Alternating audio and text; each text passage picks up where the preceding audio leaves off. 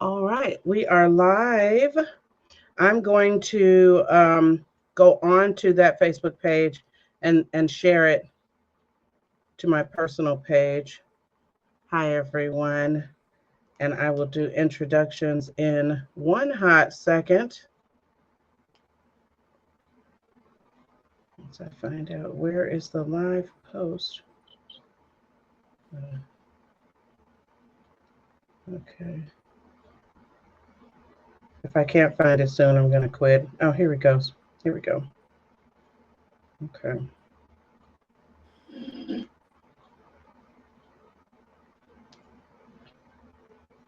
I would tag you. I can't because you haven't accepted my friend request yet. That's all right. It's okay. It's okay. It's okay. Do you accept me as a friend after 20 years? So listen, I have more unaccepted friend requests than I actually have friends. So there you go. I actually made myself a little mimosa this morning. I felt I needed a little something to Oh my. kind I of want to hear about that. I'm going to show you what I'm drinking. just a Let me little. introduce you first. Show us your mimosa when you introduce yourself. Oh, Okay, okay. so Well, I am Coach K, formerly a health coach. Now I just kind of tell people my opinions about things. And I started a podcast, 5 or 6 years ago, called Life and Other Indoor Sports with Coach K, which is a play on a book that I read when I was a kid. I really need to look up the author, but it was called Love and Other Indoor Sports. You know how when you're a little girl, you just fantasize about love and all that it means. And so I love the title of that book. And I'm playing on that with Life and Other Indoor Sports with Coach K and friends. So it's like double titles. I could yak all day by myself, but I have the best conversations with my friends. We have the best conversations. And I am not a very private person, although I will keep certain people's business private because it's theirs. But I am a sharer. I've got taken a lot of criticism for it over the years, but I finally accepted that some people don't want to share and they project that onto you. I am a sharer. And so I'm so grateful that I have a few choice friends who also don't mind sharing. And so we're going to be here every Sunday. And if I'm not going to be here on a Sunday, I will announce that. I know that I have to rebuild my audience and attract a new audience because I'm not doing what I was doing before. And so, in addition to talking by myself sometimes, I've got some friends who want to come on and join the conversation. And we're going to be talking about all kinds of stuff. We're going to be talking about life, love, liberty, and the pursuit of happiness. And I want to share my career knowledge and expertise, et cetera, et cetera. And so I'm going to shut up and let Charleena talk. But I want to say that I'm 52 years old. That's important because, Black girls don't tend to look our age. And so I want to put that out there right away because I want any younger women that end up joining us to understand that our wisdom is seasoned. Now, everybody gets older if they're lucky, but they don't always grow in wisdom. We feel like we've grown in wisdom, and so we want to share that with you. I met Charleena 20 years ago, I think, because I think Zayla was a toddler. She's at least 22 20, now, so I use her age as a at least 20 years, at least. yeah, yeah. And she is the sweetest person I know. She is the most unique individual on the planet, and I don't say that lightly. And it's not even meant to be, Charleena, like a compliment or a negative. She's just literally a very unique bird. There was only one of her made when she was made. And so I love how she's quiet and more reserved, but yet she also is very open to sharing if she thinks it will help people. And I think that's how we met, Charleena. I think you pulled me to the side with some I advice. did. I did. Tell everybody a little bit about you. Oh, Okay. and then we'll talk about what we're drinking. Oh, okay. So, hello to everyone. This is all new to me. Actually, this is my first podcast, so just give me a little grace today. My name is Charleena. I will be 62 years old in a month, and Happy birthday, early happy birthday to me. So a little bit about 62, me. y'all. She said she's 62. Don't miss Right. that. So, as Cara said, we've been friends for about 20 years. We actually have had some ups and downs in our friendship and our journey, and that's probably something we can talk about too. Yeah. We were extremely close at one time. We became estranged, and we were able to find our way back to each other. I think the love was always there, but sometimes life just takes you on a journey, and I'm sure that that's something that we can share in the future. But as Cara said, I've lived life and I've had experiences, and it is my hope that through these conversations that we can share some things that will be enlightening to others. It can be empowering. It can help transform your life, put you on a very positive trajectory, and just help you in making the best out of your life. So I am, I guess I can say I'm an open book because I feel like in my life and the things that I have gone through and the things that I have done, some of them are things that I'm not very proud of. However, they are things that I have learned from, and I have come to a place of peace with them. And so I've come to a place also where I don't feel shame or embarrassment. And through the lessons that I've learned in those journeys, I want to share it with others so that they can learn the lessons through wisdom and not necessarily through experience. So I'm excited about the journey with everybody. We're just grateful to be here. Thank you for taking your time out to listen to us. And we're going to have some fun. Just so that you know, sometimes I can be a little raw. It's just who I am. Um, but I think we're going to have a good time. And today I decided to start off with a mimosa. It is a peach mango mimosa. So I'm not a traditional, just plain orange juice for my mimosa. I like different juices. I'll throw in some fruit. That's what I'm doing today. So thank you for joining us. Mm. Wow. Let me tell you, where is Oprah when you need her? Because you are good. You are so natural. Whatever. Okay. I'm just saying, you're such a natural. You're also a lush. Okay, having a mimosa. Like I'm actually going the healthy route today. So I have my water first of all in my Iyanla water bottle um, with my stickers on it: grace, strength, inner peace, beauty, etc. So that has my water in it, and I am a beverage fiend. I don't know why I'm like this. We're gonna learn a lot about each other, Charleena, exploring on this side because I have three drinks in front of me. Okay, the mimosa would actually make it perfect because the second drink I have is a smoothie. It's a protein smoothie. It is not delicious. Okay. It's not Full delicious. transparency. Full transparency. Um, it's not Listen, I delicious. hope it's not like some company or brand. Do not show it if it I is. know, right? I'll have no No sponsors. negative Will go advertising nowhere. here. This show will be a pure hobby. No, it's so I did not have time to make breakfast because I chose slumber. Okay, extra slumber because I was up really late last night watching something terrible. Oh, it was the new show with not Gwyneth, and Nicole Kidman on Prime. So I was up watching that. It's called The Perfect Couple. You should check it out. It I did think not give that's me great dreams. I think that's Netflix. Is it on Okay, Prime? Netflix. I'm sorry. You're Netflix. right. It's Yeah, on it's Netflix. in my list. It's in my list. I know, right? Along with 12 million others. Yeah. I went through my list last night. Like, I put these things on there, but I'm never in the mood to watch that. Right. And let Exactly. me say, since I'm already on a ramble, I felt some guilt choosing The Perfect Couple over this new Black show that was on there. Like, I feel obligated to watch Black television as a priority. Now, it doesn't mean I'm not interested in the Black show.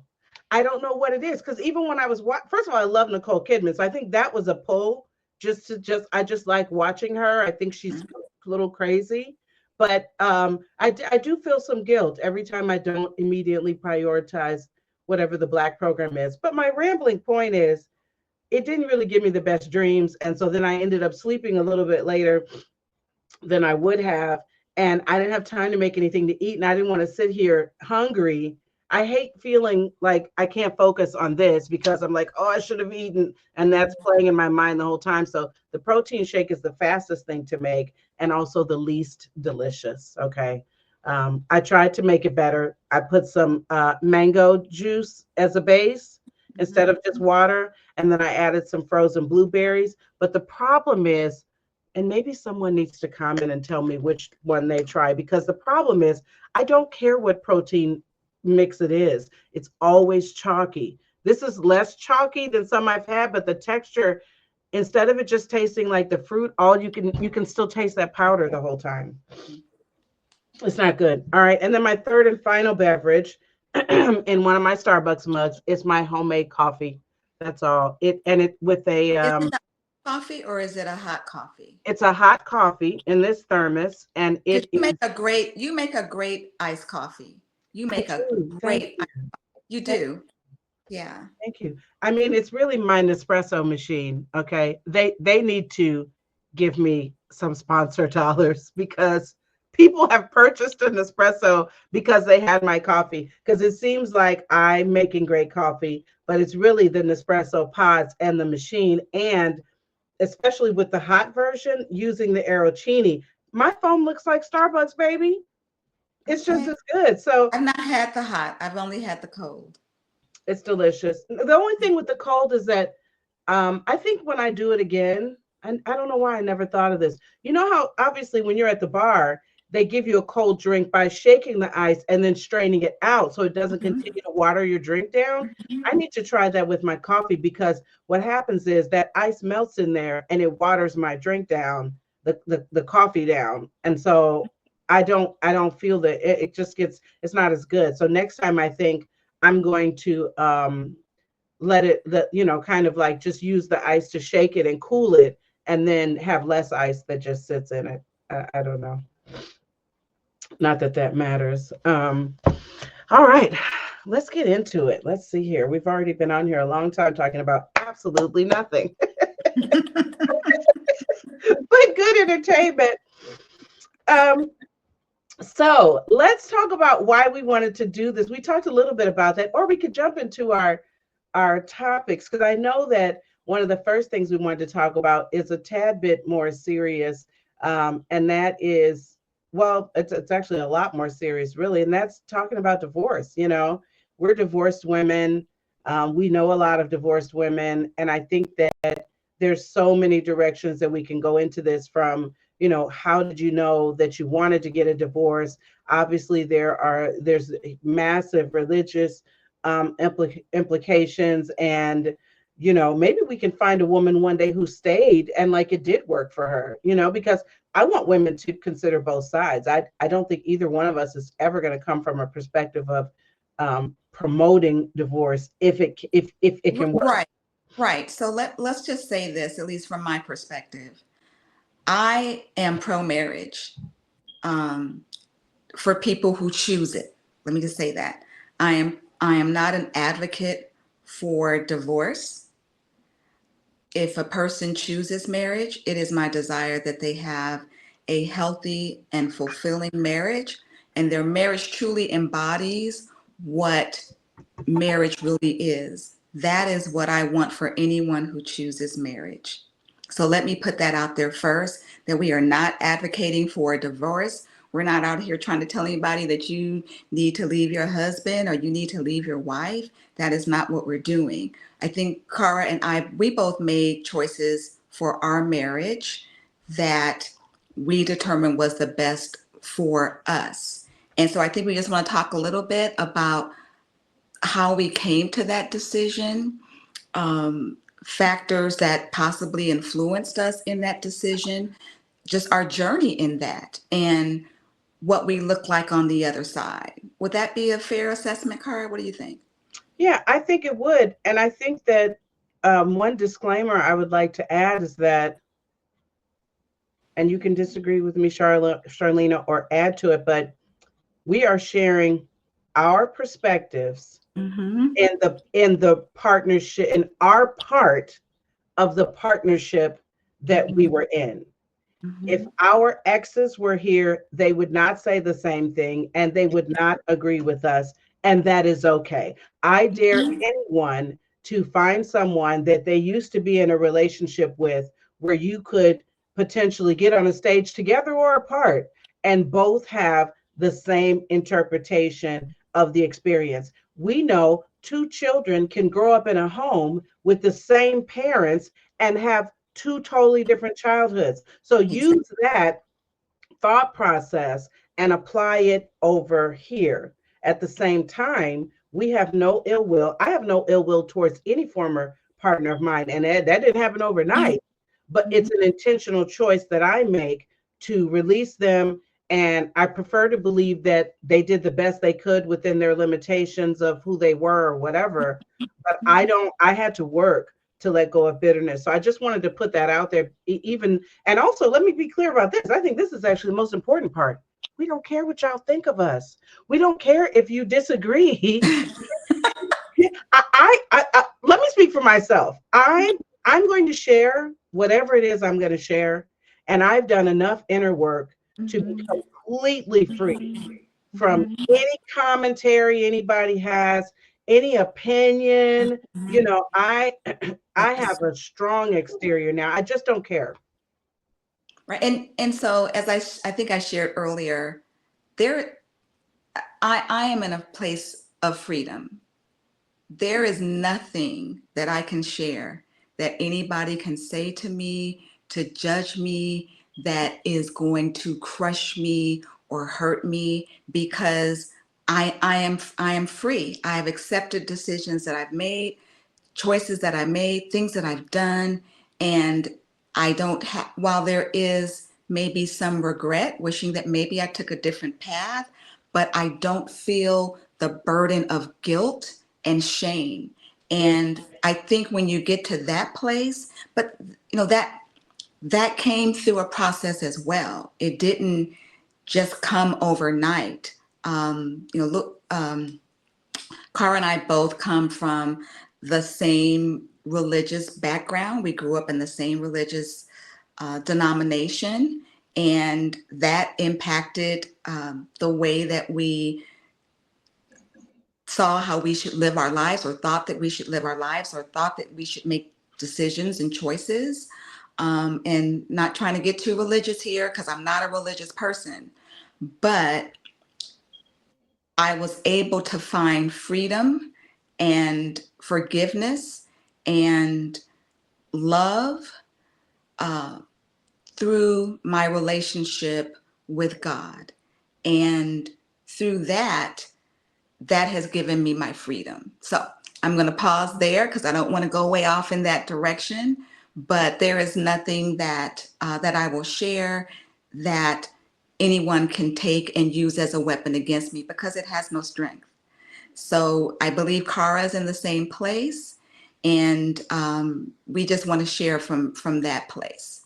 So that's why I think what gives us the freedom to speak very freely about about our experiences. And I do want to piggyback on the other thing too. We are not here to bash. This is not a bash session. We're not bashing people that we've been in relationships with or we've had a marriage with. This is not that at all. I think at the core, we both were married to men who uh, are good guys, but for reasons that we probably will share about who we are as individuals, we chose to no longer be in our marriages. I like how you put that. I like how you put that, and I want to say that I'll dive in and say that for me, um, I didn't give myself permission to really consider divorce as an option. And now, what I'm about to say next, before we talk about like why, how did you come to that decision? What I want to say next, I think is very controversial. Um, I don't agree with the philosophy that divorce is not an option, and telling yourself that as if you're going to work harder for the marriage because you and your husband agreed it's not an option. If anything, I feel personally like that creates a sort of a prison in a way. And what about the flip of side of that, which is divorce is an option, but I am choosing every day to stay here with you, to Yes. stick in it with you.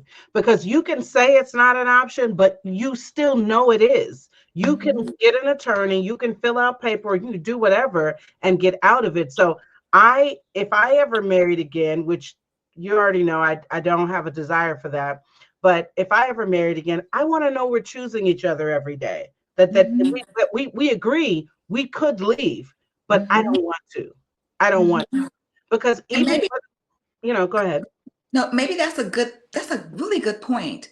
That maybe we should say that divorce is an option, because maybe with the option or the perspective that it is not an option, then there's maybe some complacency. Like, I know this person isn't going to leave me, so therefore I don't have to work at this.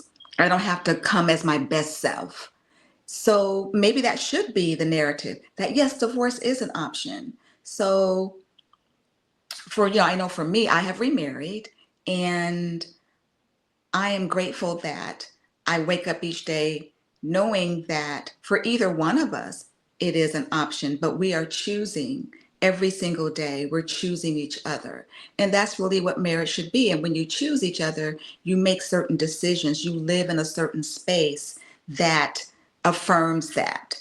And to me, that's what happens in successful marriages. If you ask people who have been in what they consider to be successful marriages for a long, long time, for let's say decades, I think they will tell you that we had to get up and choose every single day that I'm going to be in this marriage. I'm going to be present. I'm going to come with my best self. Yeah. I'm going to work through the issues because I've chosen today to be in this and I want this to work. Yeah. If a person's going to leave, they're going to leave anyway. If a person's going to cheat, they're going to cheat anyway. And I think, I'm going to step off camera for a hot second and turn this fan off. But I think that some spouses will even use those things as weapons to force the other spouse to stay.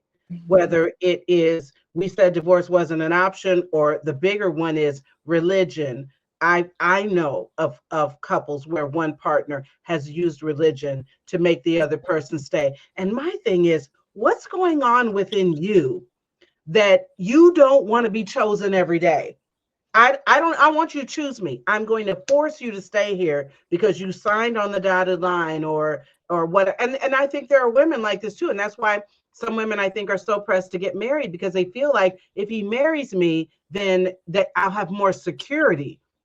The only way you get more security from marriage, in my opinion, well, there's emotional security, and you're remarried, so you can speak to that while I turn the fan off. But I think that for me, if it's not financial, like if there's not some sort of financial security coming, the person can still leave. So is it really, you know what I'm saying? Are you really getting more security? Well, that's a totally, I mean, that's, you're just opening up just so many different aspects to this conversation. So Cara, I want to pivot a little bit, Yeah. because perhaps I think it would be good, maybe a little bit, to share our stories, Okay. as to start at the beginning, as to the beginning, and then talk about how we got to where we are, because maybe it'll make a little more sense. That's why I have a guest on here, you guys, because I will ramble down the rabbit hole in a heartbeat. So, Keep us on track, Charleena. so How old were you when you got married for the first time? I was 27. I didn't know Yeah, that. 27. So, okay, I'm some disclosure. This is horrible. This is actually horrible. I'm going to admit it. Who say whatever you want to say. It's just what it was. When I was in college, I really didn't want to get married. And I said, you know what? It's horrible to say it. But I used to say, okay, I'm going to get married. I'm going to marry a rich man and I'm going to have his baby. And then I'm going to just have him pay me child support for the rest of, it's horrible. It was horrible. Absolutely horrible. I did neither nor. But I got married at 27. And so I'm gonna share my story from my perspective, what my experience was. So, and I might have to go a little farther. I was dating a man, and I was dating him, and so we all, I believe, if you're fortunate enough, you have had a first love, like that person that just they just move everything in you, right? So I had that in the past, and the man that I was dating, who eventually became my husband, was a man that I respected, I cared for, I had a love for. We were compatible. And so while I was dating him, my old boyfriend came back into my life. And I posed a question to my dad. I was like, Daddy, and I just broke it down to him. And so my dad, who is deceased now, he used to call me daughter. I asked him, I said, which one do I choose? Do I choose the one that, totally moves everything in me? Or do I choose the guy that it's not the same, but, I know he loves me and he cares for me and he's there for me. And so my dad he said, daughter, because he used to always call me daughter. He'd say, some people go their entire life and they never get the opportunity to be in love. He said, you need to be grateful that you got to experience that. And then he said, however, when you're getting married, you want to choose someone who's going to love you, who's going to be a good husband, a good father, a good provider, gets along with your family. That's who you want to choose. And so being the logical and analytical person that I've always been, that made sense, right? Doesn't that make sense, right? It makes sense. So that's the person that I chose, a good guy who loved me and checked those boxes. We have to remember sometimes we get experience when we get advice from people, many times they're giving advice from their own perspective. Not always what's in your best interest, but what's their perspective. And that was my dad's perspective. This was his daughter. He wanted someone who was going to take care of his daughter, right? So that's what he shared. I know for me today, and my daughter's engaged, she's getting married next year, but if she were to ask me, if she were to pose the same question to me, I would say, baby, you can have both. Having a man that you love down to his dirty draws and a man who's a good father, husband, provider, gets along with your family, you have your compatibility. Those two things are not mutually exclusive. You can have both. You're supposed to have both. You deserve to have both. You just have to be patient and don't settle for one or the other. And so, with my father's advice, I chose that man. That was the very practical choice for me. And I really didn't realize how important loving my husband as his wife and as a woman was going to be for me in the long run. I made a life choice for me that really was about other people. I was marrying this man. Okay, yes, it was about what he was going to be for me, but I was also marrying a person who was going to be a great father and what I wanted for my children. But it wasn't about who I needed as a person, who Charleena needed, not Charleena the wife or Charleena the mother, but what Charleena needed as a person. I needed all of those things. Mm-hmm. And so I married my husband, and we were we got along very well. We parented well. We had similar, our we were compatible. We lived in compatibility in the marriage. But over time, for me, there was a part of me that was dying. I was going to mention that you stole my spoiler because that's Yeah. exactly what you said to me. And in my mind, you guys were perfect couple vibes, and I was floored. I feel like you kind of wrecked my day. I didn't know. I was like, what? What do you But mean it's not perfect? and so yeah, so listen, this is what's crazy. People on the outside looking in were like, what is she doing? He would drink, somebody told me he would drink your dirty bath water. And he did. He loved me with his entire being. He did. And I'm so grateful and appreciative for that part of him that he gave to me. However, I knew that I needed, so there are some women, and you've got to be true to who you are. There are some women who can be with a man that they love, and he's a good husband and father and provider, but they really aren't in love with him. And they can live a long life with him, and they can close their eyes in death and say, I had a good life. I'm not that person. I'm Mm-hmm. not. I can't. My man, that's my man, has to be my man in my soul, in my being as a woman. And so because of so I struggled with that for years. I struggled with that for years. We separated, got back together, we did counseling, all of that. I tried, I prayed, Lord, give me the type of love that I need for this man, but it never happened. And I'm going to tell you what was the turning point for me. My daughter, she was probably about 9 years old.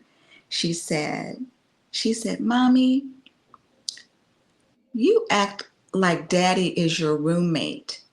You never kiss him or anything. And it floored me. It floored me because of what I was modeling to my daughter. I was showing her that this is what a marriage is. And I didn't want her to live up thinking that that was okay, that that was the way you function in a marriage. And But so, Charlena, go ahead. let me interrupt you and ask you this, Mhm. because the thing is this, and I think I made this mistake on the flip side in my marriage. People think, so there are many people who will hear what you just said Mhm. and say, well, just do it. You see your daughter needs it, start showing him some affection. I don't even think we have time in this episode to unpack that little slice right there. That just because So you're let me aware of let something, me maybe oh, I can good. let me go for it. Yeah.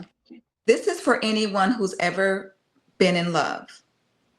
If you've ever been in love, there are things that you do naturally and express to that person that you consciously don't even think about.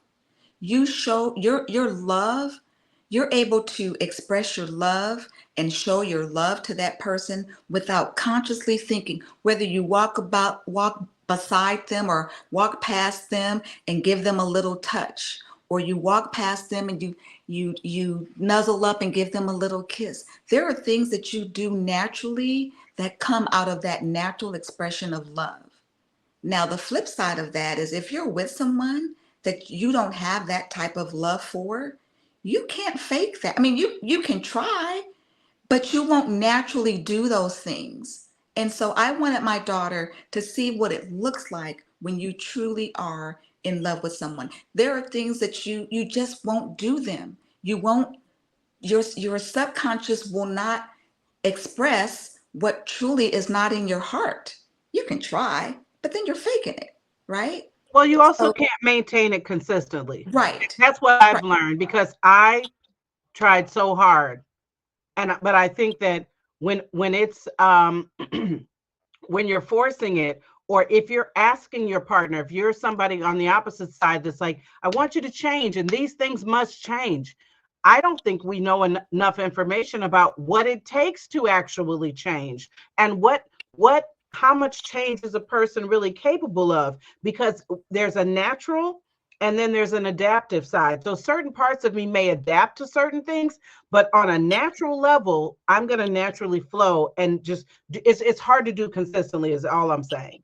Like if you, because I used to do that. I'm gonna ask about his day every day. I didn't really care about the day because we weren't interested in each other as people. But the checklist said I should ask about his day and do these things. And so I had to be so overly intentional, but you can't maintain that. And it's also, even the energy isn't right, because I'm asking you about your day, or you're giving the kiss on the cheek, or you're doing the things, but you're not able to maintain it because it's not really coming from a deep internal place where I deeply care about his day, because I felt like he didn't care about my day. So I'm just saying it's hard to continue that. And I feel like that you probably tried. So I wanted to give you that. So the trying was the trying was the therapy, the trying was praying, the trying was coming back after the separation.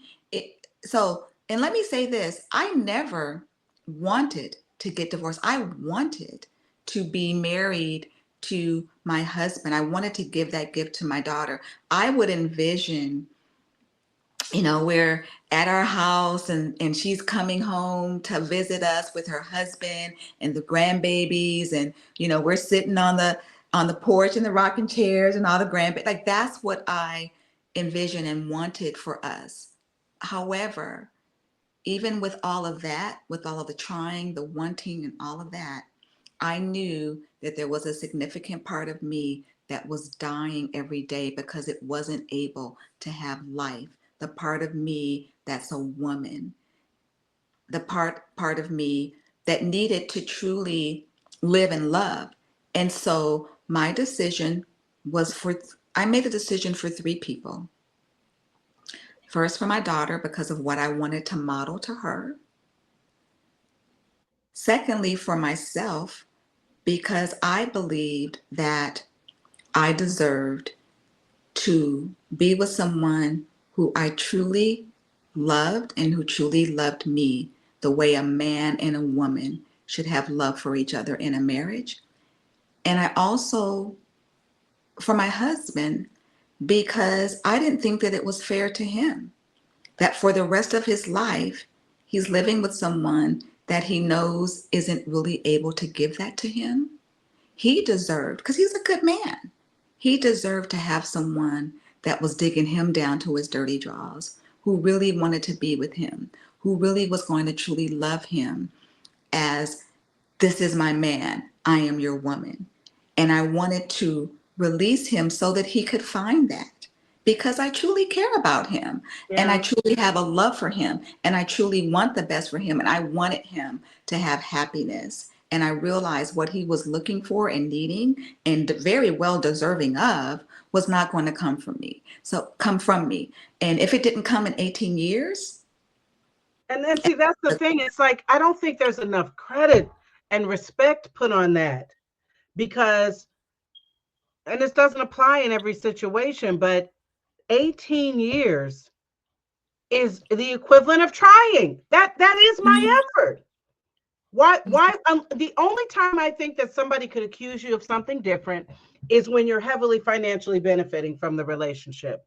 And that was not the case. He wasn't a bum at all, but you were both putting into the pot. And so, and it's not even like you had 18 children, you had one child. So why am I here so long? Well, we're also there because we're praying and we're expecting miracles like we hear about in church every week when they tell us, your marriage is dead, but come to the altar right now and we're going to revive it. I'm not knocking the church, and we definitely need to have a whole nother hour where we talk about that part, because I think that everyone is just doing their best. This is what they believe, and so that's why they're speaking it. But I'm saying, when you're on the receiving end of that, that is a big reason why we stay, is due to the fear, of massive consequences. And like you told me, when I was going through at the very beginning of my divorce, God still loves you.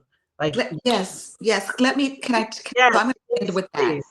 I just want anyone out there who's listening to know, like, you look at me, I am here, I'm a person, and I can tell you that you are deserving of goodness, of blessings, of God's grace. If you're someone who has divorced, let's say you came from a very conservative religious background, I am the embodiment that God can bless you and will bless you post divorce. Religion will tell you that you're not worthy of, oh, if you divorce, God is never going to bless you. That is not true. That is not true. It is not true. I am living testament of that. I want you to know you don't have to live in guilt. You don't have to live in um, unworthiness. You are worthy, and God will bless you. So I just that is my story. So Cara, I'm going to let you take it from there, and share yours.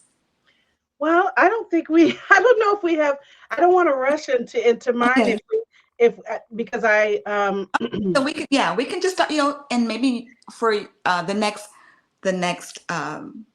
podcast we can discuss, yeah. share I mean, I your can story. share a little bit of it, but what I don't want to do is rush away from key elements of Okay. what you're sharing, because even though we ended up in the same place, our stories are drastically different. Um, I had receipts, you faced, and there's so many important things to highlight from your situation.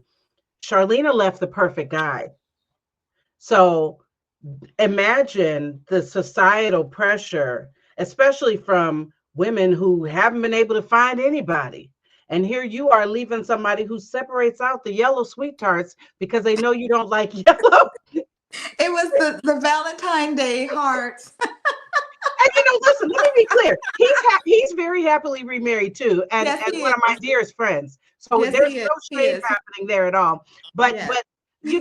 that level of devotion is difficult for some to understand. And I love that you brought up our friendship, because that's definitely a separate episode as well, that is hugely undiscussed, is female friendships navigating the course of time, estrangement. I've had many of these, but part of it, sometimes I couldn't understand myself because of what I was dealing with at home. How are you leaving the dude taking out the yellow sweet tarts? I can't get somebody to take the trash out. Like, what's going on? So it just was Yeah.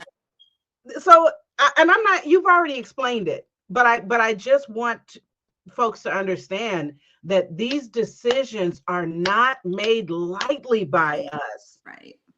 They're not made lightly by us. And I have made the unfortunate choice to stay connected in several semi-toxic Facebook groups where you can tell these men, I think most of them commenting, you were shitty anyway. And I'm sorry, my language is not what it was. I'm gonna curse sometimes, and I'm okay with that. I hope other people can accept that. But I don't know what kind of pain they've been through, but they have this misnomer that women are out here regretting their divorces. And I comment all the time and tell them, I don't know a single woman that regrets her divorce. I know a lot of men who have much more many more issues with it than women do. And I do think it's because, for the most part, at least the divorced women I know, you didn't just wake up one day and say, I'm done here. Mm-mm. And Okay. let me share this as well. So during that whole process, it was very, very difficult. The pain that I was going through was, and somebody said, well, you deserved it. You caused it. You did it. Well, yeah, okay, yeah, I did. But it was a part of the journey. Journeys that we go through in life can be very painful, even when they are our own choices. I chose that, but just to give some light on how painful and difficult it was for me, I can say that there was, while I was never clinically diagnosed as being depressed. I think I was going through some depression, and the pain was so strong. I remember exactly where I was, Cara. I was on 166 in Atlanta. I was on well, actually, technically East Point, but I was in 166 going east to go on 7585 North. And there's this really big turn to get on to 7585 North. So it's like if you're leaving Greenbrier Mall and you're going towards 7585, it's a really big turn. And I was on that. And as I was on that turn, I was thinking, you know what? If I just turned my car, turned the steering wheel just a little bit, this could all be over. This could all be over. It would give us an out from all of this. And then I thought, I said, and it would be an accident, so he could double the insurance amount. And the only thing I thought about that brought me back to myself was, I can't leave my baby. Mm-hmm. I can't leave my baby, and that's how difficult it was. Yeah, it was very, very difficult. It was not an easy an easy process at all. No. So listen, I don't want, and I know we're going to be talking about a lot of different things, but I love that. So what? So how long has it been since that divorce? Let's go there. 2000 official in 2008. Okay. Mhm. And she got remarried last year.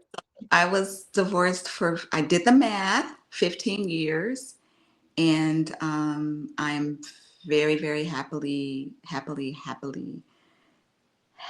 married to an amazing man. So, and as Cara mentioned, my ex-husband is married. I'm very, very happy for him. Of course, we don't talk often, but I believe that he's happy. He's married an amazing woman. She's beautiful and fantastic, and he's living a really great life. And so I am happy for the life that he has right now. Yeah. And then our daughter, she knows that I am happy. She sees that her dad is happy, and that's what makes her happy, to see that both of her parents are happy. And see, that's what's up. But I will say, in 15 years, I will be 57. I don't 67. I don't see a point in getting married at that age. So if for me, Whatever. I just Charleena just wants to plan my wedding bad. Wait. Oh, you know what? Let me say something else too. There was something else that I wanted to say. Let me just make this point. When I chose to leave, let me make it clear. It was not about the grass is greener on the other side. Oh, that's so good to say. I was not thinking about, or there was no man, there was nobody that I was like, oh, I want to be with him, or I just want to be out here. It was not that. I made the decision. So when I chose to divorce, I said to myself, Charleena, you realize if you leave this marriage, it's very likely that you will never marry again. Mm-hmm. You could live the rest of your life alone. And are you okay with that? Mm-hmm. I had to take time to process that. Are you going to be okay with not having a person in your life for the rest of your life? Mm-hmm. And what I realized was, I'd rather be alone than be in a space where I feel like there's parts of me that are dying. Mm-hmm. And that was extremely important to me. And so I said, you know what? If you wind up being alone, which you may very well be alone, I will. So I thought about, okay, so now what I'll have to do is I'll have to create a single life. I'll have to create my own village of friends and people that I can have a fulfilling single life with. So I just wanted to be very clear. This wasn't about leaving to find somebody new, or there's somebody on the side that I'm trying to get with, or I think the grass is greener. No, I was very, very aware that I would be okay, that I would possibly be by myself, and I would need to be okay with that and embrace my singleness. And I think that there's so much more we could talk about with that too. Now we have about 10 minutes left. And I want to say that that was some of the best advice. You've given me some of the best advice over the years. It's so important for us to be grounded and to not care what people think, because even with what you just said, there would be someone who would say, yeah, right, about right. That's why I just need to know the truth for myself. I don't need other people to believe my reasons for leaving or how I felt at the time or whatever. But you said something very similar to me in the summer of 2021 after my hospitalization, which is also another topic for another episode, because that was there were a lot of like beginning of the ends in my marriage. Everything was the beginning of the end, because it never should have happened. But that particular incident was like really kind of nail in the coffin. And when I was talking to you on the phone, I was sitting on a park bench, and I was like, I don't know if I can stay past this. And you told me, envision him in every scenario possible and make peace with those visions before you make a decision. He's remarried before you. He has another child with someone else. You never find anybody. Sit with all of that. Yes. And I think I did the next year and a half doing that. And I would say, when you are counseling a friend, there's so many. We're going to have to listen to this replay and make a new list of topics, because there are some things you should just never say to a girlfriend. And then there are excellent ways to hold space and support without projecting and inserting your opinion on somebody else. And you never did that. You were always very clean, objective. You never attacked his character, or mine. You just looked at the facts and what you observed. And so when you told me that, that's what I did for the next year and a half. I thought it through. I thought through, what would it look like if I stayed, if I leave? He's an attractive guy. I knew he was going to end up in a relationship. Like everything that has happened since then, I knew all of that was going to happen. Like, you have to ask yourself, okay, so again, like you said, and what I shared with you, are you going to be okay? So if you choose to leave, are you going to be okay if he finds somebody first?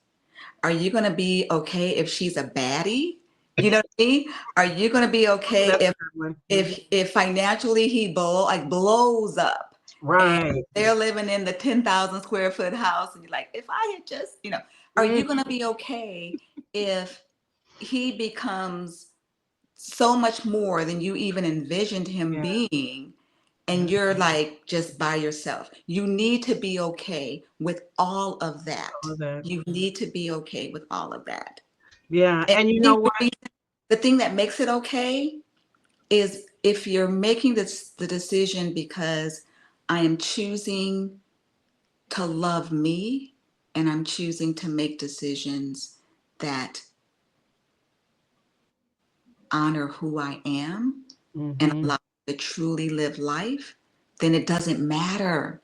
I mean, and let me tell you, I'm just going to say, I'm going to put it out there. My husband's my husband's current wife, she's got it going on. She does. And I love her for him. I'm happy for him. So he's done well, and I'm happy for him. Yeah. And you know what? I still hope that my ex-husband blows up. I never, and I'm not saying that because of like a child support situation. I'm really not. I don't know if part of that is my healing. He definitely wouldn't believe me, right? And that's why I keep saying that you have to know your own truth. But I feel like one of my challenges in relationships in general is that I tend to see more in the person than they even see in themselves. And I tend to think that I can, like, in an overbearing way, pull it out, and now you're going to go be great. But for me, I have one motive. If he becomes extremely successful, my son has a better role model in his Mm-hmm. own biological father. And it would Right. be so healing for him to see his father be exceptional in Right. every way, in all ways. It So, would be, I would be the bitter ex-wife narrative if I was like, "Ah, I just got him ready for the next one." I don't feel like that at all. I feel like, I choose to focus on the growth that I've experienced by being in that relationship versus the time that I spent. Ladies, don't do it. The time is gone, and you're literally wasting the present, mourning the time that you wasted in the past. So that 12 months from now you got more regret over the time that you wasted regretting something that was already dead and gone.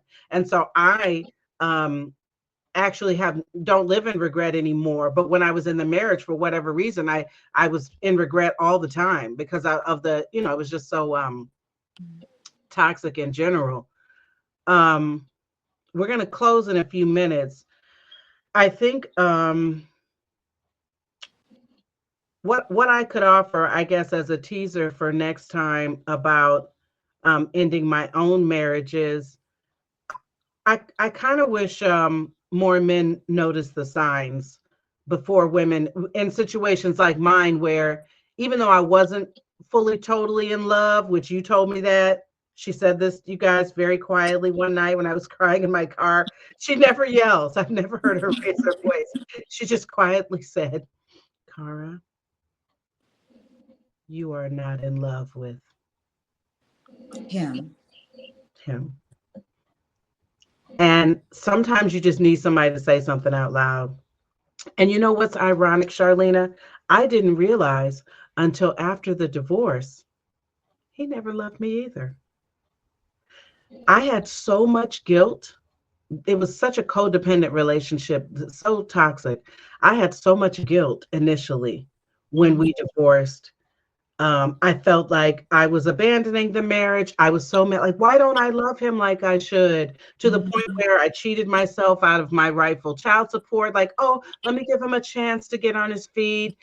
All of that came from this So, codependent toxicity where yeah, I felt like it was my job to be overly supportive, even though right. my There is a lot of guilt. If you're the so one a lot of that, guilt.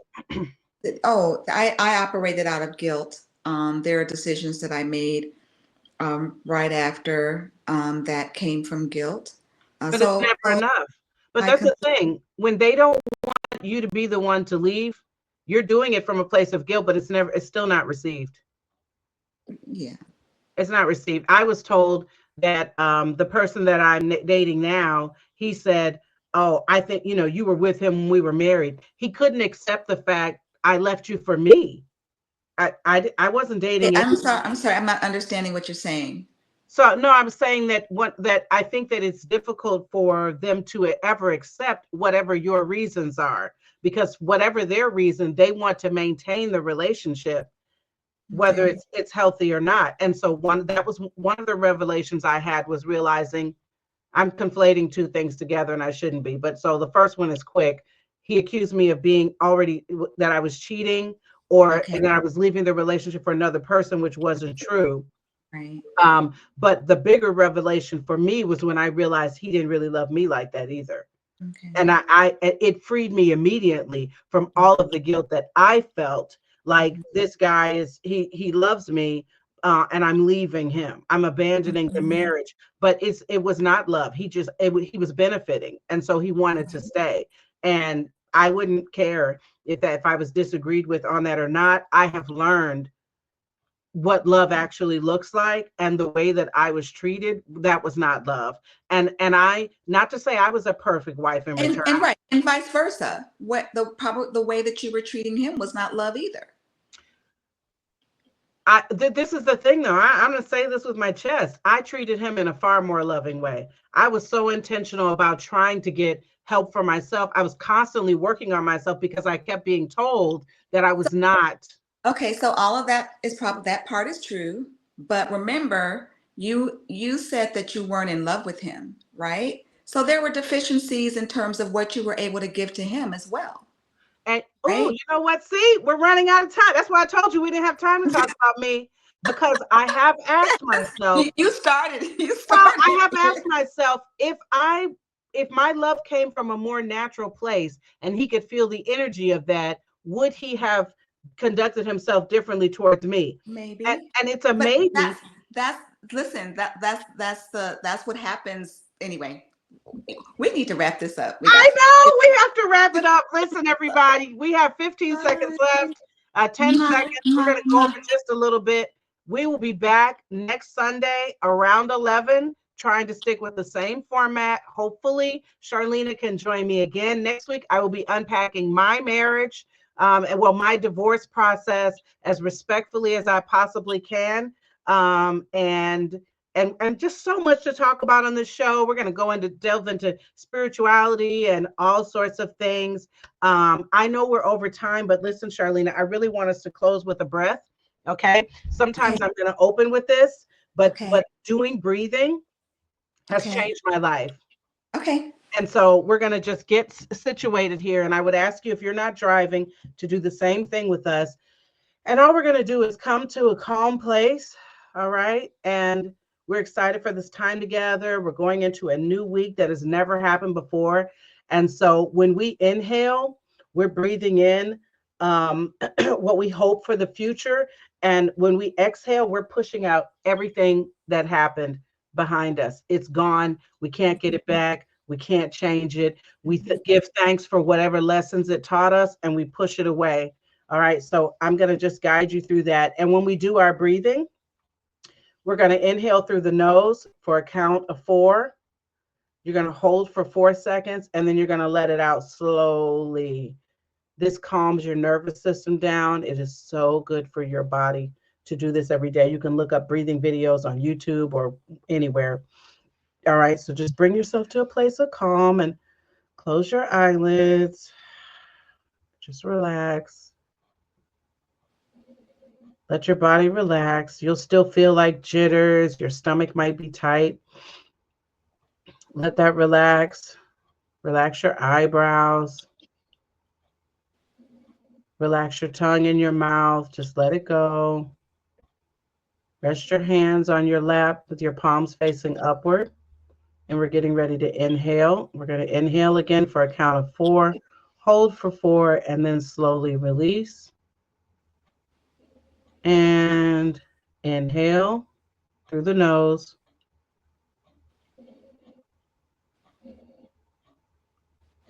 Hold the breath. 3, 2, 1, and release slowly through your lips.